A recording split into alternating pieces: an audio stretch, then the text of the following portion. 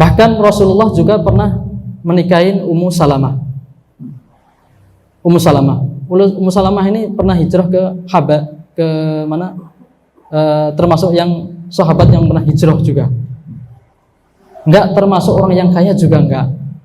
Anaknya juga banyak. Secara umur juga tua juga. Bahkan Nabi ini ketika ada sahabat namanya Julaibib itu enggak tampan juga enggak punya duit gitu. Ketika andaikan dia mengkhitbah melamar seorang itu enggak ada yang mau. Karena juga enggak tampan, juga enggak punya duit. Tapi Nabi pernah merekomendasikan nikahin si fulanah itu, bilang ke orang tuanya, bilang saya yang nyuruh nanti nikahkan anak perempuanmu ke saya, bilang ke Julaibib gitu. Akhirnya diterima. Julaibib ini diterima lamarannya. Lah, Nabi yang merekomendasikan gitu aja diterima, apalagi andaikan Nabi mau milih seseorang perempuan sendiri, mesti diterima. Tapi Nabi nggak ngelakukan itu kan gitu. Nah, yang dipilih termasuk Ummu Salamah. Ummu Salamah ini dari Bani Makhzum, punya anak kecil. Suaminya udah masuk Islam juga. Akhirnya suaminya ini ikut hijrah ke Madinah. Ketika hijrah ke Madinah, kata keluarga suaminya, anak kecil ini, suaminya itu dari Bani Asad. Anak kecil ini termasuk keluargaku, aku ambil. Suaminya udah berangkat dulu ke Madinah. Dia nggak boleh ngerawat anaknya sendiri. Akhirnya Ummu Salamah ini dipisahkan dengan anaknya, dipisahkan juga dengan mau ikut ke Madinah juga nggak boleh sama kabilahnya sendiri Bani Makhzum. Mau ngerawat anaknya diambil juga dari keluarga suaminya. Jadi dipisahkan sama suaminya, juga dipisahkan sama anak-anaknya. Sampai sekitar setahunan itu apa istilahnya ya? Depresi. Merenung sendiri, kadang sampai malam itu sampai kayak buat menyendiri gitu. Akhirnya sudah sampai setahunan baru kaumnya dari keluarga suaminya ini kasihan. Akhirnya anaknya dikembalikan lagi. Setelah dikembalikan lagi, akhirnya Ummu Salamah ini bisa melakukan perjalanan ketemu lagi dengan suaminya. Terus berlalunya waktu, suaminya meninggal syahid dalam satu peperangan.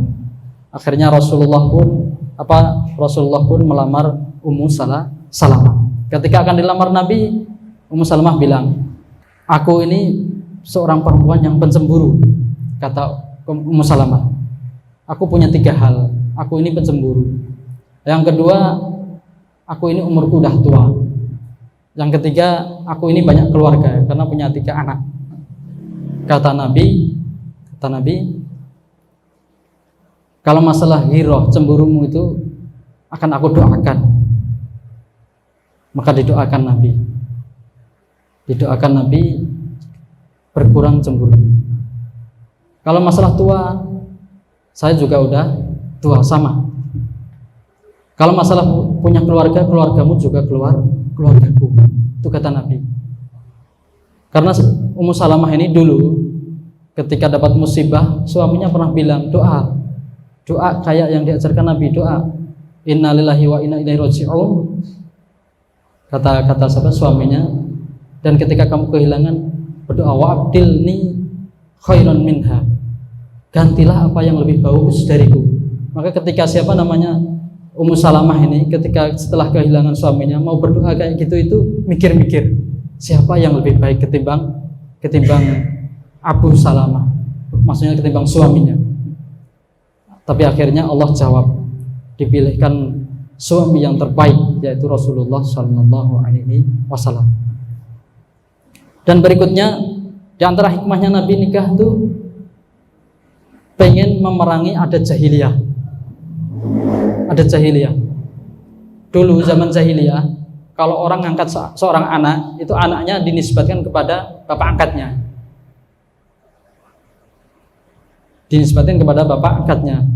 Bahkan mungkin bisa mewarisi. Makanya ada dulu namanya Zaid bin Muhammad.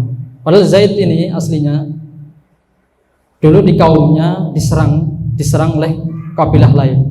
Ketika diserang, dia diambil terus dijual di pasar Ukat. Pasar Ukat itu pasar di Mekah. Biasanya dipakai lomba syair. Kalau orang Arab dulu senang lomba syair, dipakai lomba syair. Dan kalau ada orang yang ditawan terus jadiin budak, itu dijual di sana. Ketika dijual di sana, ada namanya Hakim bin Hazam bin Khuwailid. Hakim bin Hazam bin Khuwailid berarti keponakannya Siti Khadijah. Dia membawa tiga budak. Terus dibawa ke Siti Khadijah. Siti Khadijah suruh pilih, kamu pilih yang mana? Akhirnya memilih Zaid ini. Zaid ini akhirnya hidup sama Siti Khadijah sebagai budaknya. Itu ketika itu Siti Khadijah belum dinikahin sama Nabi. Terus ketika Siti Khadijah dinikahin Nabi, Zaid ini juga masih bersama Siti Khadijah. Ibunya merasa kehilangan. Di mana dia? Kan soalnya jadi budak ditangkap di peperangan, disergap, ditangkap, dijual kan gitu. Ibunya nyari-nyari, bapaknya nyari-nyari. Aslinya namanya Zaid bin Harithah. Bapaknya Harithah ini nyari-nyari. Suatu ketika pamannya sama bapaknya, kabilahnya ini pergi haji. Ketika haji ketemuan. Oh ingat, oh ini Zaid. Yang kabilahnya juga ingat, oh ini Zaid. Yang Zaid juga ingat, oh ini kabilah saya. Akhirnya kabilahnya ini pulang bilang ke bapaknya, aku ketemu Zaid tadi. Akhirnya bapaknya sama pamannya datang ke Mekah bawa banyak harta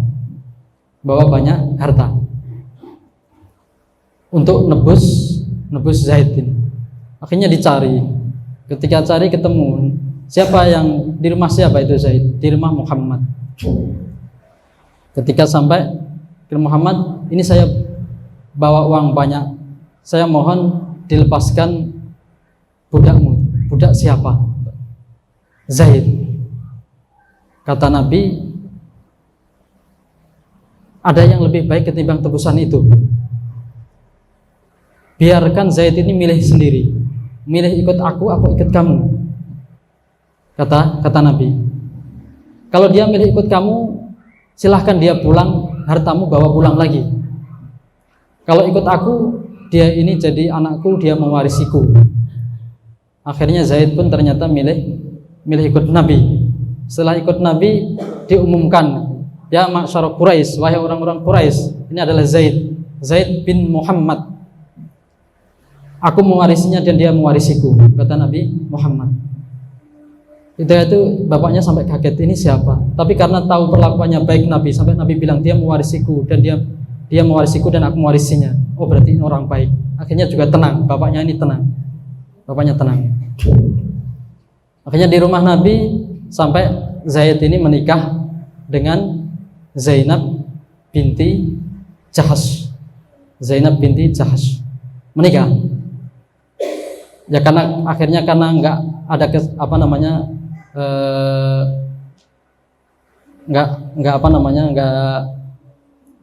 nggak ada keserasian mungkin. Akhirnya ini kayaknya mau cerai. Zaid ini mau cerai sama istrinya. Ketika mau cerai, ini Nabi kayaknya udah tahu. Ini kayaknya nanti kalau cerai, nanti aku suruh nikahin istrinya kan. Padahal Zaid ini anakku kan gitu kan, tadi Zaid bin Muhammad. Zaid bin Muhammad. Akhirnya Nabi bilang ke Zaid, pertahankanlah keluargamu itu. Wa ittaqulul ladzi an'ama Allahu wa an'amta 'alaihi amsik 'alaika zaujaka wattaqillah. Amsik 'alaika zaujak. Pertahankanlah keluargamu itu, jangan sampai cerai, kata Nabi. Wattaqillah. Tapi dapat teguran dari Allah, wattaqillah wa takhshan nasa wallahu akhaqun nasa. Kamu bilang itu nanti takut kalau dia cerai, kamu suruh nikahin kan gitu, gampangnya gitu. Entah Nabi itu taunya dari mana, kemungkinan ya karena dari udah ada mungkin ada ilhamnya gitu mungkin. Karena Nabi pas itu udah nikah 4 istri. Akhirnya benar. Falamma qada Zaidun minha wataran. setelah Zaid ini selesai sampai menceraikannya, udah selesai semuanya, Allah menyuruh langsung perintah langsung dari langit, suruh menikahi Zainab. Akhirnya nikahlah dengan Zainab bintu Jahas. Pada waktu itu sangat aib seorang menikahi istri anak angkatnya. Bahkan Nabi habis menikah udah empat istri. Tapi ibrohnya apa? Ibrohnya ada suatu hal, memang suatu kebiasaan masyarakat kadang yang nggak bisa diubah hanya dengan kata-kata, tapi diubah dengan tindakan. Makanya ini sampai Nabi langsung dapat perintah ini nikahin Zainab ini langsung dari langit.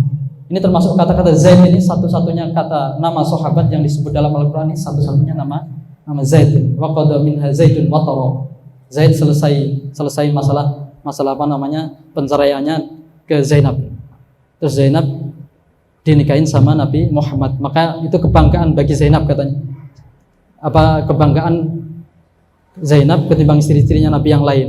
Kata Zainab, kalau kamu semuanya ini istri-istri Nabi ini dinikahin persetujuan wali-walinya. Kalau aku ini atas persetujuan Allah Subhanahu wa taala. Kata Zainab.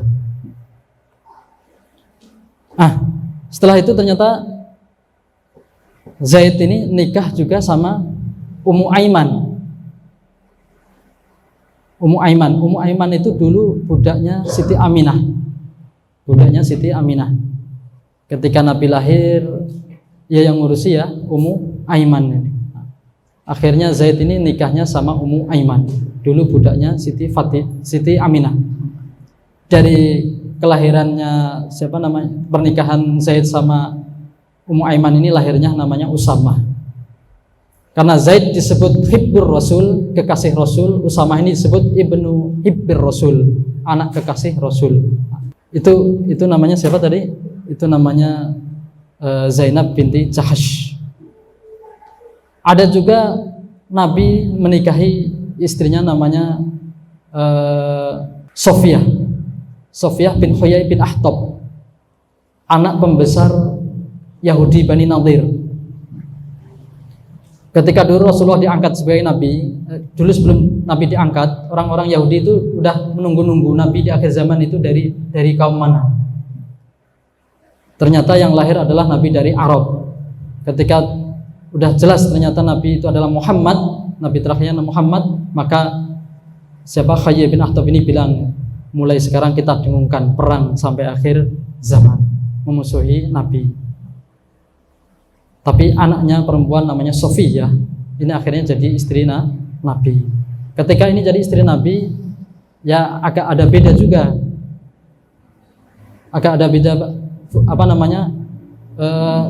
Hikmahnya apa? Nabi menikahi penggede anak penggede gitu, biar istilahnya ada orang itu kalau ada hubungan kalau bahasa Arabnya sihir, musoharoh, besanan, itu agak ada sungkannya gitu, jadi ketika mau nyerang gitu ya sungkan. Masa dulu itu aib, apalagi orang Arab itu aib kalau seorang bermusuhan itu masih keluarganya kok diserang, aib.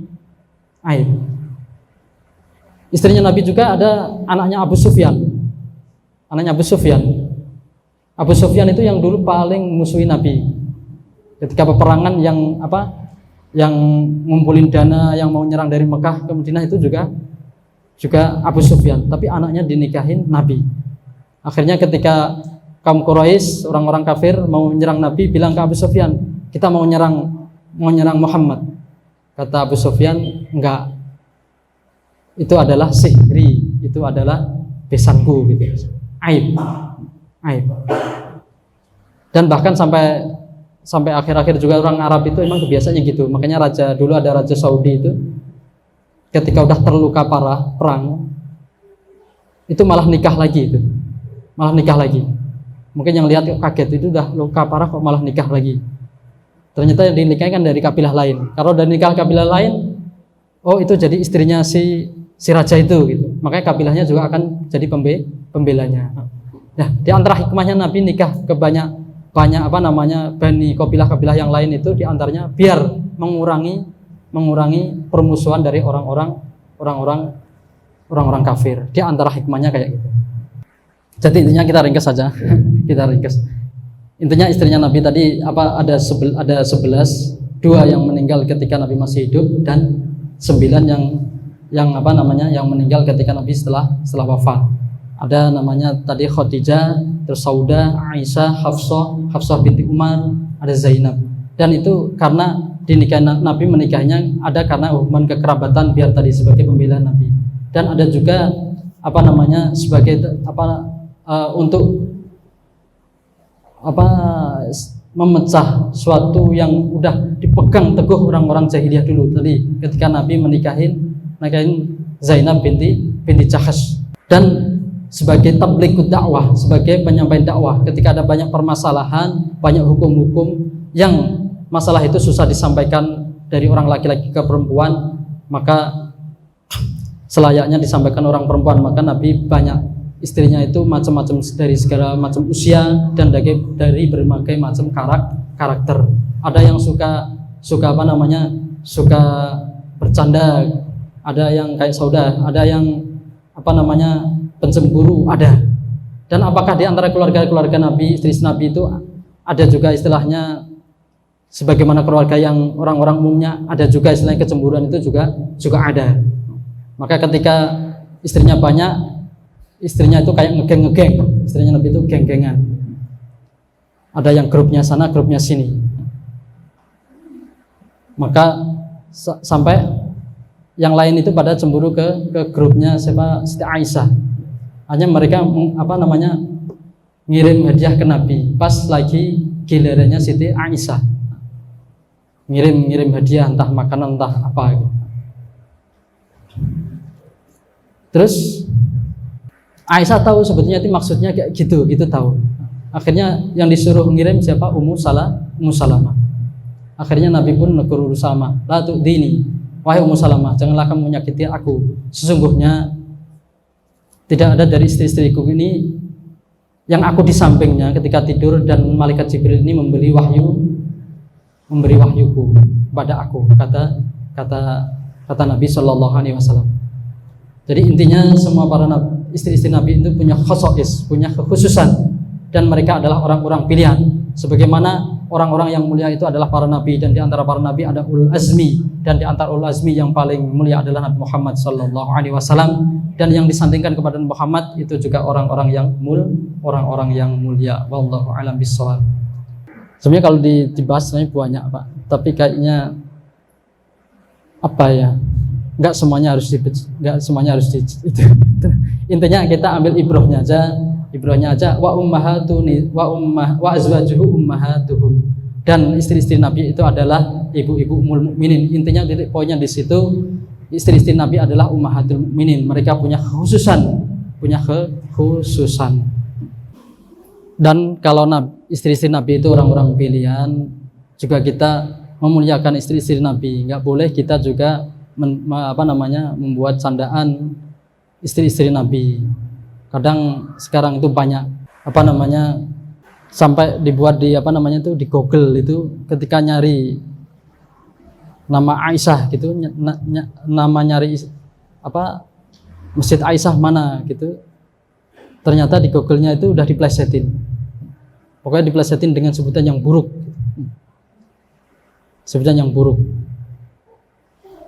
Yaitu kalau ngaku dia pencinta keluarga Nabi, yang nggak selayaknya mereka juga menghina istri-istri Nabi. Dan itu yang jelek-jelekin itu siapa? Orang-orang Syiah. Mereka akan kadang menjelek-jelekin orang terdekat Nabi, menjelekin Abu Bakar, menjelekin Umar, Utsman. Padahal Nabi, di antara Nabi tadi memilih istri-istrinya dari Hafsah binti Umar, Aisyah binti Abu Bakar, itu karena kedekatan Nabi dengan bapak-bapaknya, sebagai penghormatan kepada bapak-bapaknya. Bagaimana orang yang mengaku cinta Nabi tapi juga menjelek-jelekan bapak istri-istri Rasulullah, bahkan menjelek-jelekan istri Rasulullah Sallallahu Alaihi Wasallam. Wallahu a'lam bishawab. Cukup mungkin? Cukup ya. Cukup kita tutup dengan doa kafaratul majlis. Subhanakallahumma bihamdika asyhadu an la ilaha illa anta astaghfiruka wa atubu ilaik. Assalamualaikum warahmatullahi wabarakatuh.